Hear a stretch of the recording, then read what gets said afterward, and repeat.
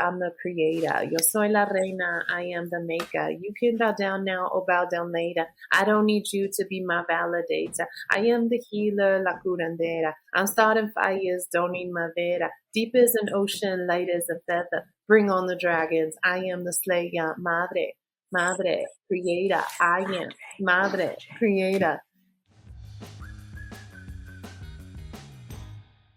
Hello, and welcome to the Unapologetically Yours podcast. I'm your host, Ashley Logan. Unapologetically Yours is a podcast where we go deep on everything from spirituality to relationships and connection to business and belief systems. Because in a world when we've been taught to play by the rules, it's time to live unapologetically. I am so excited. I've been excited all day in anticipation of our guest we have today. I would love to introduce to you Heidi Rojas. She is an artist, songwriter, author. She's a mother of two, a proud first-generation Latina living in an intergenerational household in Los Angeles.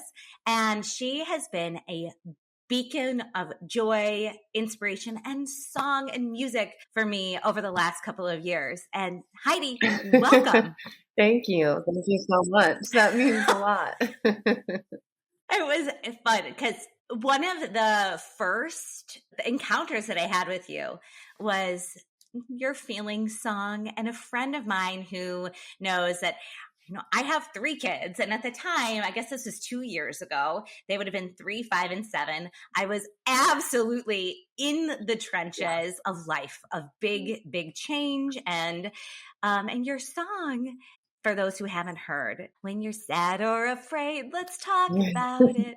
Let's talk about it. It is so beautiful and talks all about encouraging kids to share their feelings. And I found it so cathartic, not just for me, but also as a reminder to how to support my kids and change the narrative about personal expression. I would love to hear about you and writing that song and what it meant to you. Thank you so much. I wrote it probably 9 months before I shared it with my son, who was having a lot of for the first time, he had never looked at me with rage in his face, because he was this sweet little boy, and he was probably about, I would say, getting into the 16 to 18 month range, where he just got so mad, and he looked at me and just filled with rage. And I just thought, gosh, I think that's the moment for boys when that's the moment when it depends on what I do to harness and support his feelings, how he expresses them for the rest of his life. It felt kind of like that pinnacle moment. And so I decided to embrace the rage and accept the rage and say, yes, he needs to get those feelings out. So a lot of times I grew up in the Latin culture, where a lot of it is we suppress a lot of our feelings. We don't express a lot of our feelings, especially girls are told, to be the quieter or the prettier. Right. And so it's, oh my gosh, we've got to revisit that part because and so and then how men are supposed to be. And I just thought, gosh, if he bottles this up, it will just make him sick. I have to find a way. So I put him in his crib to, kind of calm. It was nap time. So I thought maybe we could rest. After having this moment with him where I was like, listen, I get that you're really upset. I get you. You look really angry.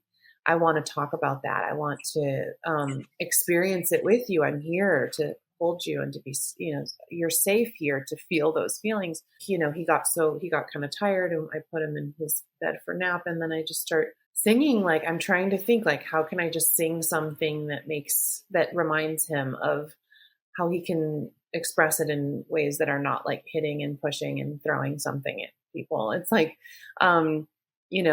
which is his instinct. That is what his brain is capable of doing. That's about max capacity for him, is to just throw something, rage.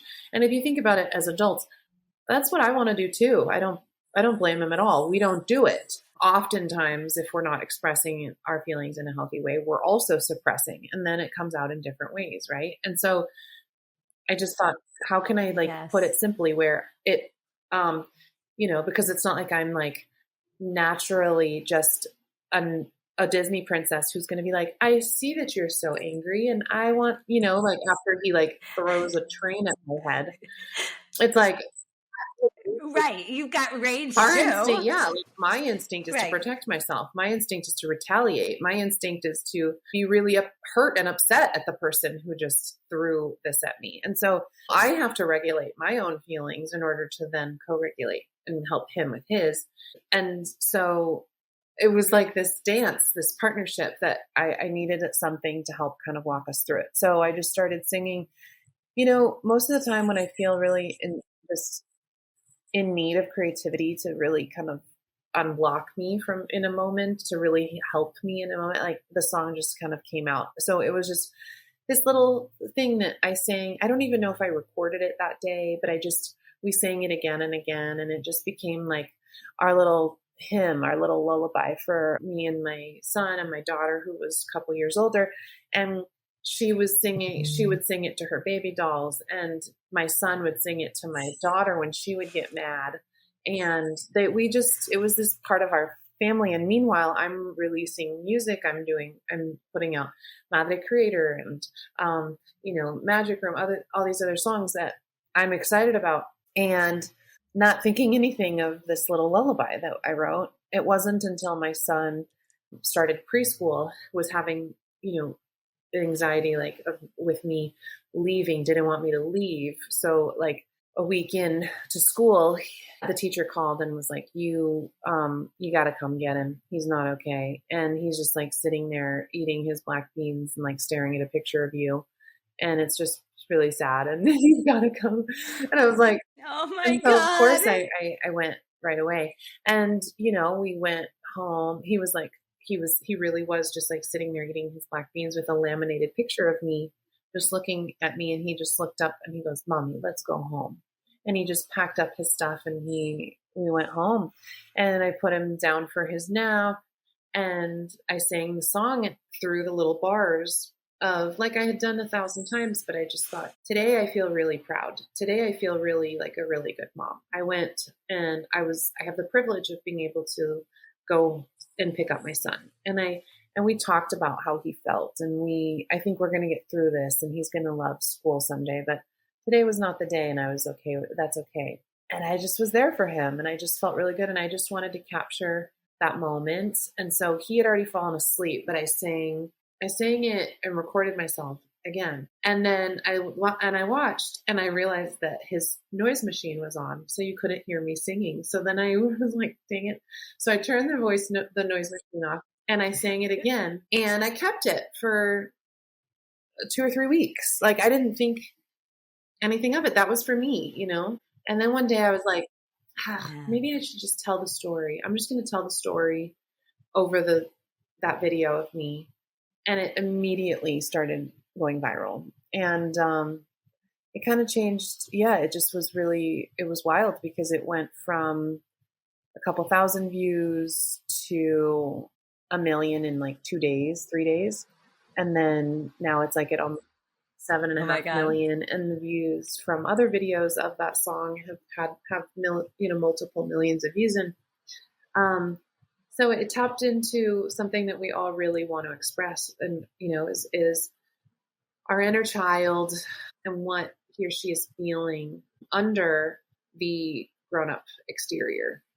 Oh my gosh. A lot of people are, learning to do that, or realizing they need to do that for the first time in their adulthood. And I think a part of me feels that way too. So I'm growing up with my kids. Isn't it funny how like our kids can be such a mirror for us and such a mechanism for healing? And we get to, as we see ourselves either repeating or not repeating those habits or learned behaviors, and it gives us an opportunity to say, wait, that actually doesn't sit right with me. Actually, no, I'm not going to tell my son to suppress his feelings. I'm going to recognize that there is a way to encourage expression that feels authentic, that feels safe, that works for everyone, and that communicates and signals what a person is needing in that moment. Totally. And what an incredible foundation. Motherhood has had the same impact on me, where you start to say, I don't know that I want to do that exact same way. Actually, this doesn't feel right. And I wonder what it would look like if I supported my kid in a way that maybe I wasn't supported, or the kids around me weren't supported. Yeah. And I think the best way that I know how to do that is through music. I've been writing songs since I was a little kid. So it makes sense that my inner child would connect to my son in that way and just write something, that we can sing together. And his favorite way of expressing his hurt or sadness or anger is through breathing. So he'll be upset, and I know, and I get down on my knees and I say, shh, I'm here with you, and he says, Mommy, will you tell me to take a deep breath? And I say, okay, take a deep breath, Papa. And then we take a deep breath together, and he calms. I can feel his body release, and he stops crying, and he calms himself. And right now he's 4. And so I am his buddy, the person who helps walk him through that. I think eventually, bittersweet, he won't need me to tell him to take a deep breath. He'll just tell himself. And that's going to be a really special moment. But right now we walk through that, but he has a tool, he doesn't just cry, for hours or for minutes on end. We have a tool that helps him to calm himself down, which is pretty brilliant, because I think I may not have cried for a long time. I wasn't a really loud crier for long periods of time. I think I internalized my hurt, my sadness, until I couldn't identify it anymore.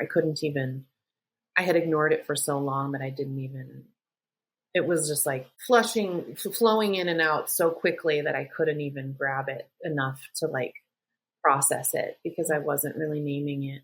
And then I just forgot how to even feel it. And then I forgot how to, and it's not because of the way that I was raised, really. It was just kind of messages that I picked up on that weren't even said necessarily to me, stereotypes that I believed and took on for myself, and my personality type, and just, things that I realized in my 30s as I was raising kids were not serving me anymore. Oh my gosh. Yes. That self-reflection. It's so interesting to me. And one of the things that I think about a lot is those things that we carry knowingly and unknowingly that don't belong to us, roles that were written for someone else. And in my life, the way that showed up for me is I made thousands of micro compromises to set down the path of oh, this is what I should be doing. I started the business, I had the kids, I had the marriage, all those things. But actually, one of my biggest signals for me, because I also have been a singer my whole life, and I've started writing songs when I was little, but I am not in the same ballpark, but it was my way of expression. And my grandmother asked me, and we had this shared love of music, maybe when my middle was 1 or 2, she's like, what songs do you sing to your kids? And I burst into tears. And I was like, I am not singing to my children. The form of expression, what soothes me, what calms my nervous system, that isn't even showing up for me. And this is the part that connects me the most to my inner child. And realize that I had created a life that didn't allow for feeling. I was like, am I here? And so very, very, very quickly, brought music back into my life and share that with my kids. And through song and music, we have that connection. I think that's why your music resonated with me so much at that time. It's oh my God, this is a tool, and not just a tool for musicians. It's an ancient tool. It's how we connected with one another through song and through music, and the way that collective voices can soothe a nervous system and get heartbeats in sync. And so really, thank you. Oh, of course. Thank you. It was an honor to share. I was overwhelmed by the response. I still am. And I was writing songs since I was 8 years old. And I always just wanted to write songs that made an impact, that touched people, that helped people. And I spent 10 years writing songs for other artists with that same intention. And then started putting out my own songs just as a exercise to come back to myself after motherhood, to find my own creative outlet, with no expectation whatsoever of anything coming from it. It was for me. It was a crazy decision I made end of 2023. And it's been incredible and challenging and just like such a growing experience to see the power of music and to feel like, wow, I'm so grateful to God and to my ancestors and to, just like creative love and energy that I was chosen to kind of download these songs and share them with the world. It feels like a great honor and responsibility.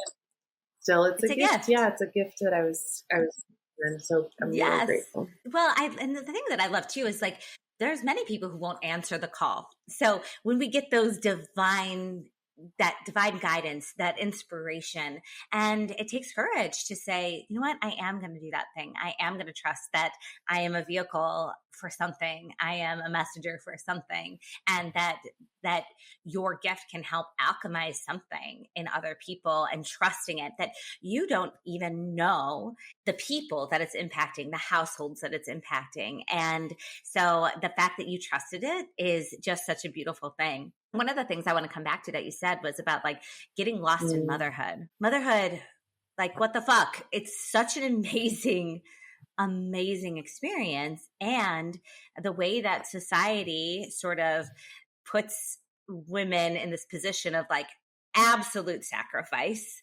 absolute burnout, it's easy to lose that connection to ourselves, but it's ourselves that are the way that we carry our children forward. So tell me a little bit about your experience and like kind of getting lost in that and finding your way back. Yeah. I felt really lost. I was, I had my daughter end of 2018, and I had a placental abruption when we were delivering.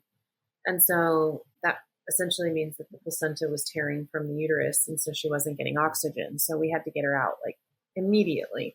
So I pushed so hard on the last push that they gave me before we would have to go to an emergency crash C-section is what they call it, where they have like minutes to get her out. I just pushed so hard that I herniated a disc in my lower back. And so I hadn't recovered. I hadn't even, bless your heart.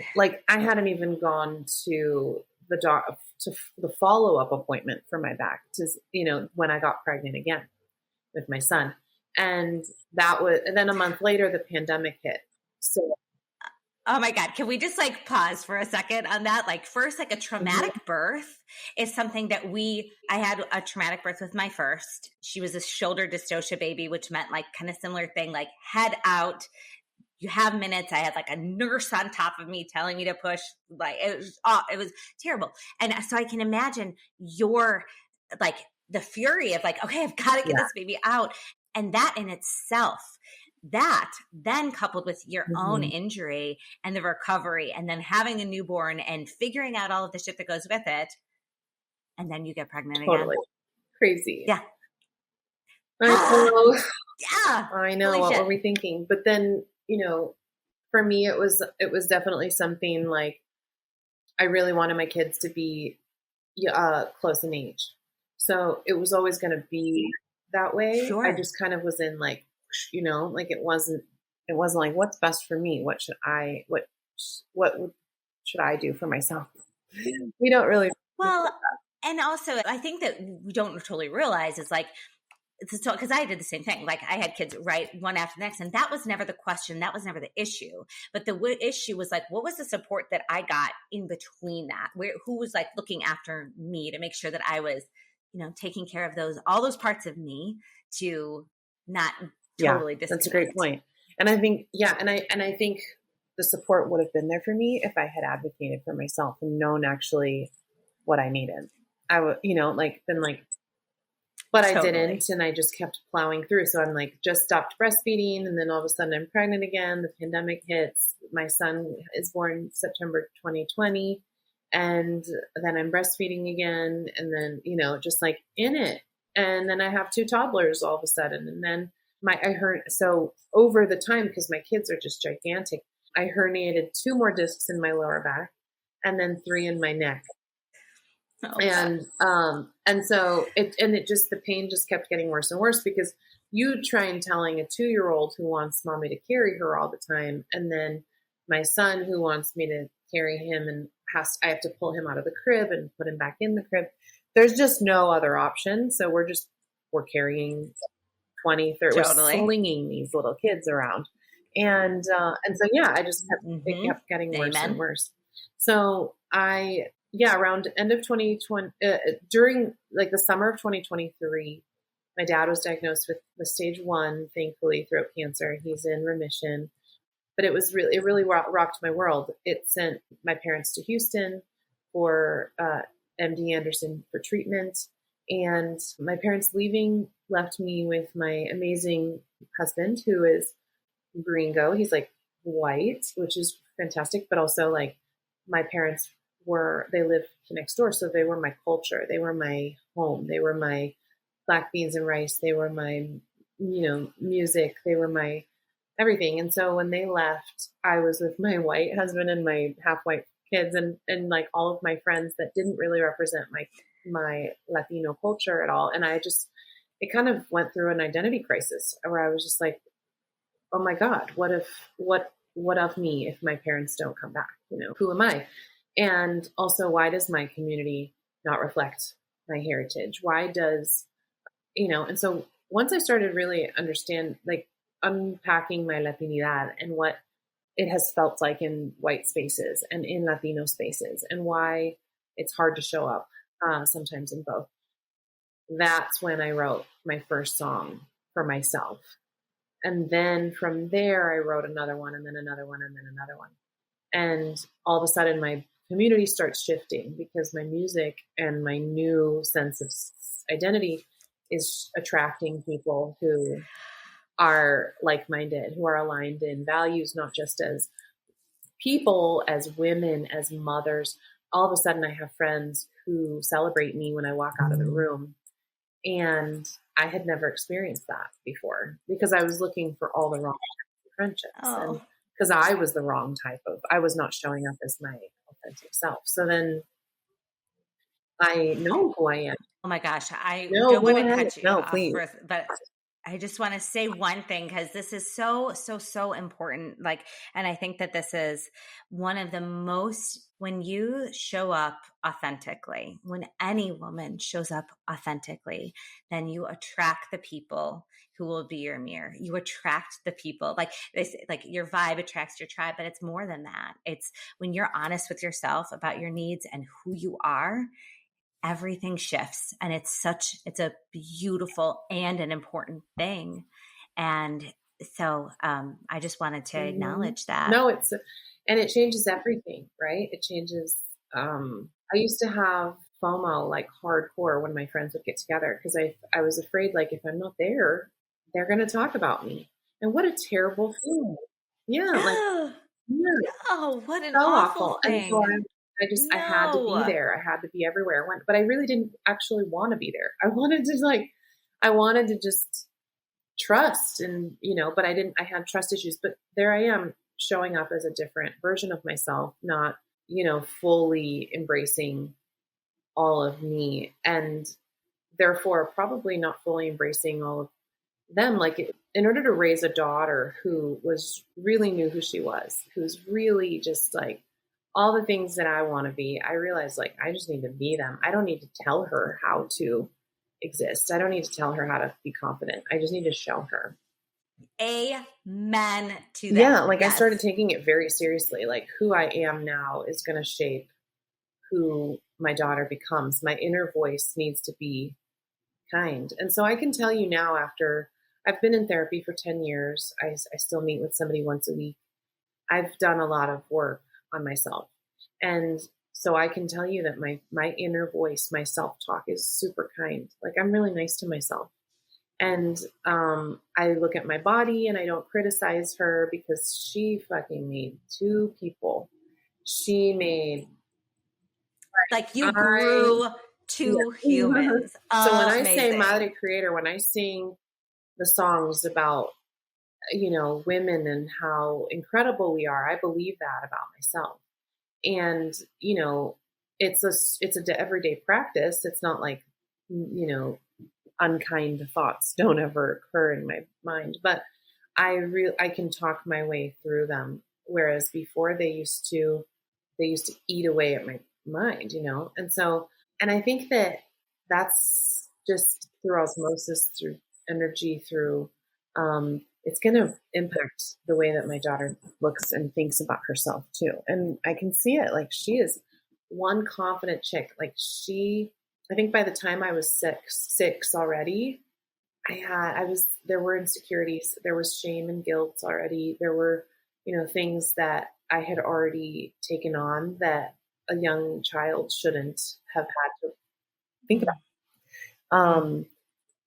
And I think she's just like unapologetically just herself, and people are attracted to that. Everyone wants to be her friend. And it's just exciting to raise kids who you can see are like this, like, healed version of you, because, they're going to just they're 30 years ahead of you, 35. I'll be 39 next week. So right? They're almost 40 years ahead of you.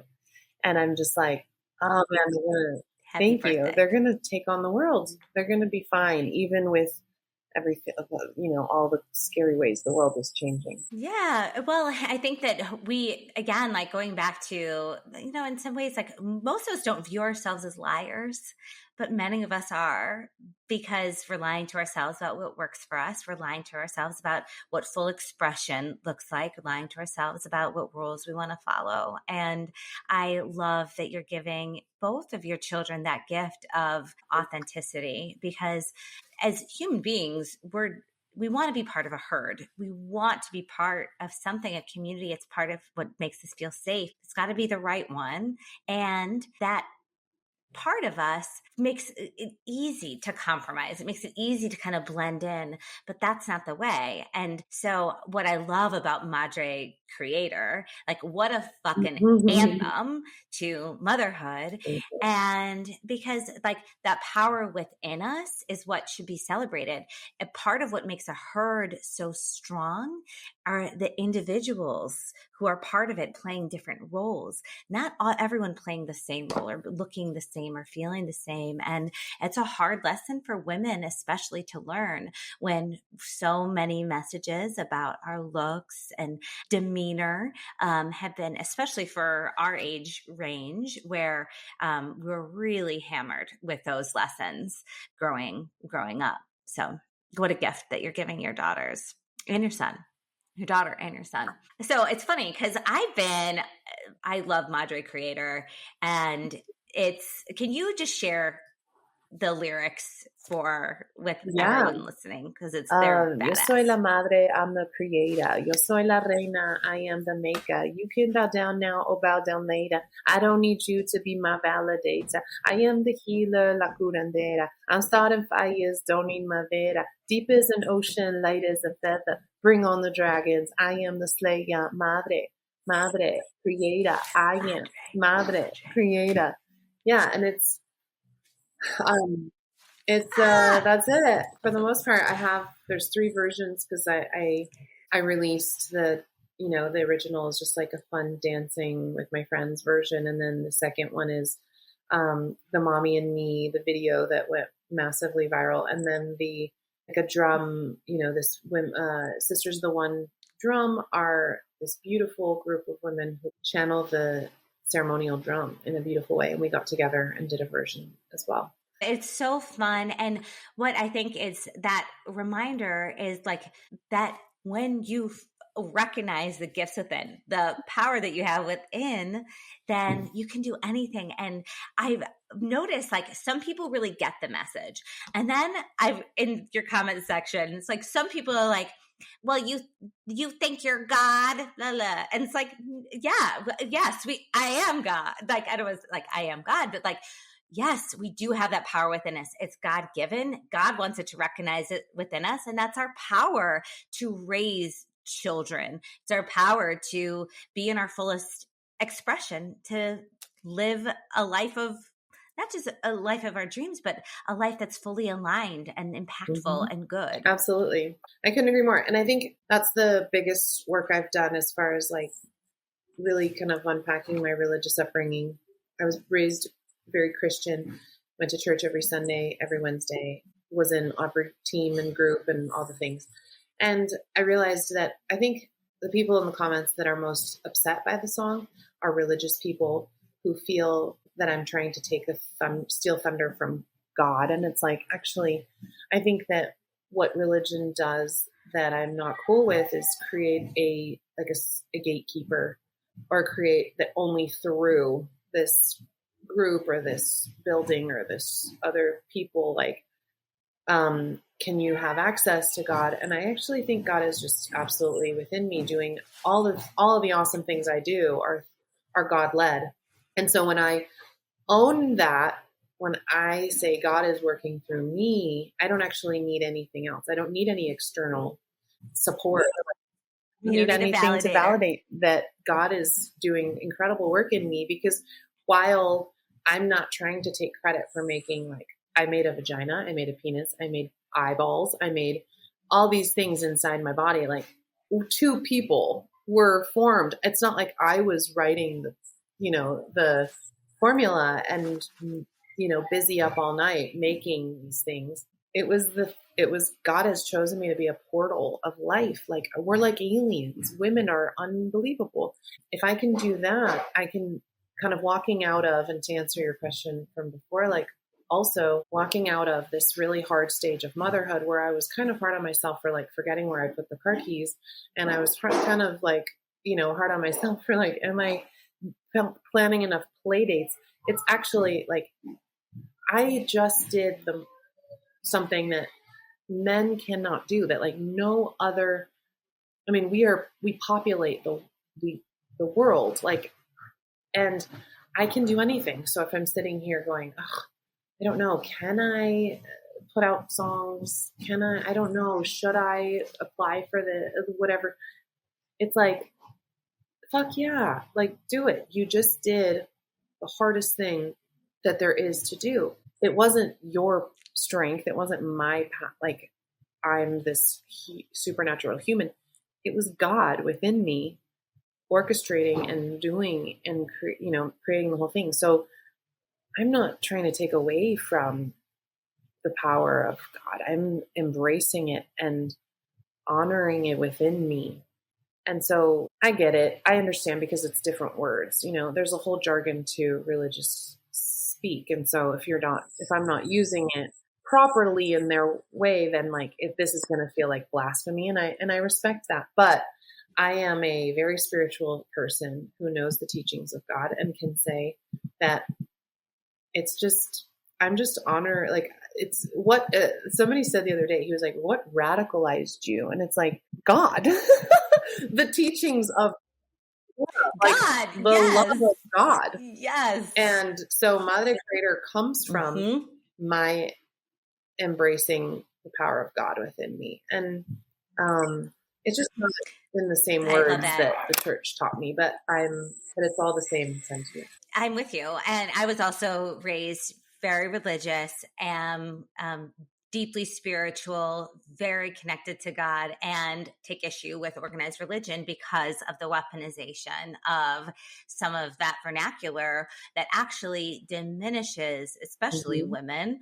And it wasn't the intention. I don't believe it was the intention all along. I think that if you study the word of Mary Magdalene, it's all about when you find that self-love that you can access even heaven. It's the connection to God that happens from within when you're in full alignment, and that is what God wanted for us, because we can have heaven on earth right here, right now, when we cut the bullshit.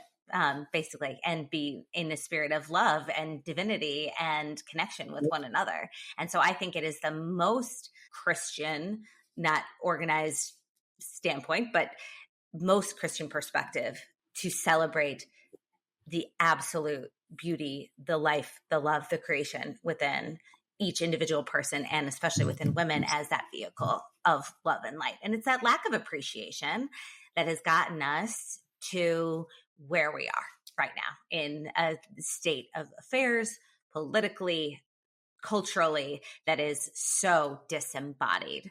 And so what again resonated with me so much about your music is that it's an invitation for embodiment. It's an invitation to have that total self love. And I appreciate that so much. And your most recent song, I Fell in Love with a Woman, I just fell in love with a woman, I think then takes it to that next level about appreciation of the feminine. Thank you. Yeah, that song is just my self-love anthem. It just feels like, and I think it's also falling in love with, I fell in love with a woman. Like I felt just falling in love with women in general and the power that we have. The older that I get, the more I was talking to my girlfriends, because one of them was vulnerable and shared like how she feels like she's hard on her body. She's tough on her body. She made 2 people in her body. This idea that women have to bounce back. They have to look like they've never had kids, like in order to successfully have kids. And I think it's cruel. And the pressure that we sometimes put on ourselves to look a certain way. And I find that I can look at a girl in her early 20s and, and she's at the pool and I'm like, go girl, she's got flat abs and she's got no perfect, skin, no cellulite. And high titties, like everything. And I'm like, go girl. But then I also know like she has so much to learn. She has so much to go through. She has so much to experience. And so when you look at the body of a woman who has had children and you look at the cellulite, you look at the gray hairs, you look at the wrinkles, and I just think that's earned wisdom. I think it's so beautiful and brave and sexy. And so as I fall in love with the versions of myself and my body that I'm becoming, I look at the women around me and I just wish so deeply that they saw what I see, and that they saw just how beautiful it is to get older, because it's just evidence of our time here, of the way that we've learned and grown and healed and grown wiser. And so that song is really just me falling in love with women in general, but also with myself and realizing like we're just these regal, beautiful beings that I think society and I think government, I think, historically have just been intimidated by. Men are intimidated by the power and the wisdom and the ability to feel deeply and also create safe and beautiful spaces for people that empower and help people just find their best selves. And so I think, we're seeing it now with these like man children leading countries all over the world. And then oh my God, you look at countries like Switzerland and New Zealand, and you're just like, oh, another way is possible. Another way is possible. And it makes perfect sense. And it makes sense why the structure has tried so hard to silence us, to make us feel like, oh, we're irrelevant. And I think that my desire to put out music at 37, I was 37 when I put out my first single ever, was a rebellion, an act of rebellion against that, because I worked in the music industry that says that after 27 years old, that's old for the music industry. You have no relevance. There's nothing more that you could possibly have to say. And as I was getting older and I was mothering and listening to the top 40, I was just like, oh my God, I don't feel represented here at all. I don't have this like sad girl pop angst. I don't have this. I'm in a healthy relationship. I'm not filled with regret. Like the lyrics are just, they don't resonate at all with me and where I'm at. And so there has to be an audience of people like me who need songs that make them feel safe in their bodies, that make them feel empowered, that they and seen. Yeah. Mm-hmm. Well, that's exactly it. It's that when we don't have that representation, that it requires someone to bravely take that step forward to say, I'm going to be different. I'm going to choose it. And people may talk, people may shift your herd of people who are around you. And all of that is for the greater good of carving. Someone has to carve the riverbed. And I always think about elephants, and like these matriarchal elephants are the ones who are carving rivers and helping to create a path for society to flow through, to show that there is a better way. And when it comes to women, helping women to wake up. There's like such a hostile tone to that now, like on social, wake up people. But it's also like, no, but like really, this is an invitation to awaken to the power within, to say, no, today I'm not going to keep telling that lie that I belong in this circle. I'm not going to keep telling that lie that I'm not creative, or even not. I am going to allow myself to be in my fullest expression. I am going to allow myself to write the song and trust that whatever will happen, the impact that it makes may ripple a little bit or may ripple a lot. And all of that is helping us move the collective towards a better future of more possibility, more alignment, more beauty, and more love. Oh, I love that. And I'm on board. I want to go there. You're doing it, mama. You are doing it. And you're one of the voices that is making a change and helping to inspire. And I know that you absolutely inspired me. When I heard first, like I said, the lullaby, that moved me. And then I was like, Madre Creator. I was like, holy shit. Fuck yes, I am. And I want to, I made 3 children and I grew them in my body, and we have the choice about how we show up for our children. And I think that what is really interesting to me is you think about that like 20-year-old woman is honoring, loving her, all of the things, and loving all of those versions of ourselves. But as healers, as change makers, as people who are making a difference in the world, we've got to look at the past, and we've got to reach also towards our parents and to the people who came before us and offer them a safe space. Because I think about my mom, and there was so much that she had to keep silent because she wasn't safe to fully express or had to follow by a different set of rules. And now we get this opportunity to heal the future and heal the past and really make a difference. It's a beautiful thing. It is. No pressure to women today. No, it is. And it is no pressure in the sense that like, it takes, somebody told me something the other day, that really impacted me, where she was like, we may not see the fruit. We have to accept that like, we may be the generation that pushes, we may not see the fruit of that birth, like the labor, of our labor. And that has to be okay. That's okay. Like sometimes we're not the ones who like experience the mass growth generationally, but like we're going to work really hard because we've got kids that we leave behind.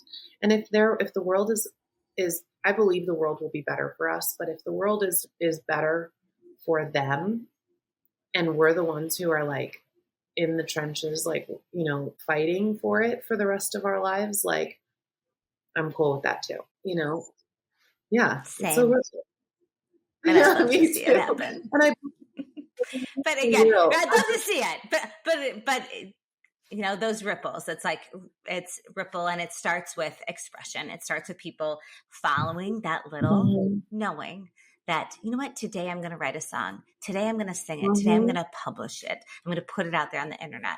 And that whatever that idea might be, writing a poem, creating a piece of art, doing the thing, that is what moves the needle. And we never know the people that we're impacting. We never know that the change that we're making. We never know the seeds that we're planting. So I have one more question for you, my dear. And that is, how are you showing up unapologetically? That's a good question. I think right now I'm balancing intense and deep heartbreak. This year has been really tough for our country, but Los Angeles, where I live, has been through it. January, we had the fires. Now my people are being hunted on the streets. And it's been really tough. So I'm honoring the heartbreak. I'm also dealing with the shifting and changing of relationships, people who I love, who I'm not in alignment with politically, which I feel like is no longer a political thing. I think it's a human values issue. And so I'm, shifting relationships in my family, grieving the change of relationships in my family. I'm also, carrying just so much hurt and sadness and loss. And then every day that we go online, I'm trying to decide how I'm showing up online, how I show up to the information, to the things that are happening every day, because I know that we were not created for this kind of lifestyle, for this information load every day. And then also expected to show up present and filled with love and abundance for my children who deserve the best of me. But I just heard the most heart-wrenching thing that just happened again, right? And so the way I can show up most unapologetically is my kids have summer break until August 12th. And then they start school. They're going to be 7 and 5. They think I'm super cool right now. They love me. They think I'm the coolest. And that's not going to last forever. And so we're not doing camps this summer. We're just going to hang out. We're going to go through photos from when I was a kid and reorganize them. We're going to go to museums. We're going to go to movies. We're going to go to bowling. We've done so much already in the last week and a half since they finished school. I'm not posting pictures. I was posting every day for a year and a half. Then I went to 5 days a week. I was really showing up consistently. I was saying, I want to be there for everybody. I was commenting on everyone's comment. I was DMing everybody back. I was really seriously taking my role as whatever it is that I am for, because it's only been 2 years. I'm still trying to figure that out. And I'm saying now this is my time. This is for me and my kids, my summer. So if I'm going to post once a week, for the next 8 weeks, that'll be 8 videos. That feels really doable. That feels, if I may not comment on everybody's, I'm not looking at my DMs right now. I'm really just showing up to my family, my kiddos every day and giving them the best of me, trying to figure out how to give the best of my husband and not just be this frail person that comes and says, did you see what happened to, and, try to also be strong for him so he doesn't have to hold me, and comfort me all the time. Cause then who comforts him? So just trying to show up for my parents, trying to really focusing on my tribe right now. And then I know that when I'm ready and when I'm strong, I'll come back to my online tribe and I will be that support. I have so many new songs to share. So many songs that I'm really excited about and that I just feel I must share them, right? It would be wrong not to. So I'm trying to figure out how can I show up sustainably, authentically to share them. That feels like I'm also showing up for my people here who need me a little bit more right now, who I need them a little bit more. Hanging out with my kids is so brilliant because they don't know anything that's really going on. I share with them little bits here and there. On Sunday, some mom friends and I, we put together a little playdate protest. And right now we've got over 60 RSVPs for moms who are just going to bring their kids. We're going to make signs.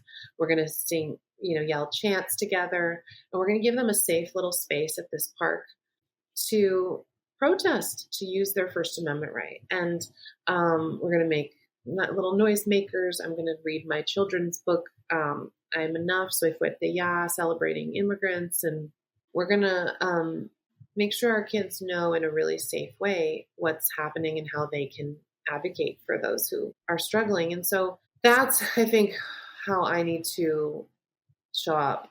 I'm, sorry. I'm not sorry for stepping away. I need this.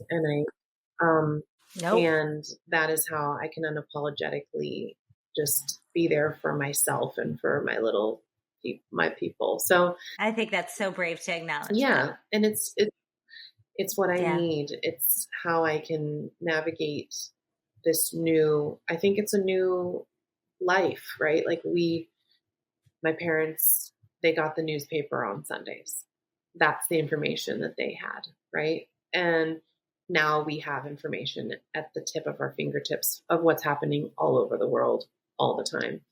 And our brains are not created to hold all of that. I'm a deep empathetic person. And so I can, it's just not sustainable. I have to figure out how to, balance all of it. And so I think this summer to just, take that time. So long answer to a pretty short question. That's how I'm showing up unapologetically right now. I'm sitting with that because it resonates in so many ways. And what is happening, I'm based in Chicago, and what's happening in LA is just, it's atrocious. And I think that when we have the chance to, sometimes our biggest protest is by giving our kids space to feel, by being present with them and taking care of our own needs. And I think that that is such a sign of growth and community. And know that all of your pals online will be ready for you whenever you are. And that we can't wait to receive your new music, because if I know anything, it's from the heart. It's going to be deeply impactful and rooted in spirit. And not that you needed my validation, but just offering support and love. That means so much. You. Thank you. So how can people find you? Yes, please, on Heidi Rojas Music. It's ROJAS. Heidi Rojas Music on all social media platforms. And then just Heidi Rojas on Spotify, Apple Music, iTunes, on of those music platforms as well. And then through HeidiRojas.com, you can join my email list, where I send out an email every couple of weeks, just checking in, sharing kind of, from my heart. And thank you so much. I really appreciate your time and your love and your, I love, I feel like you just like sprinkled glitter, just the glitter dust all over me today. And I needed that, and I appreciate it. Oh, well, I love that. I'm so glad that you were able to come on the show. We're so grateful. I will share all of my favorite Heidi songs with the audience so that you guys can see, and some of the sweetest videos of like her laying on the ground in front of a crib. And I know all of you moms listening have been there before, and now you have a little solution about what to do instead of sitting there crying yourself. Be like, what the fuck do I do to stop the crying, baby? Because if it doesn't calm your kid's nervous system to sing along with her, it'll at least calm your own. And that's what music and singing is all about. So thank you so much all for tuning in. Thank you so much, Heidi, for being here. I'm Ashley. This is Heidi, and we are unapologetically yours.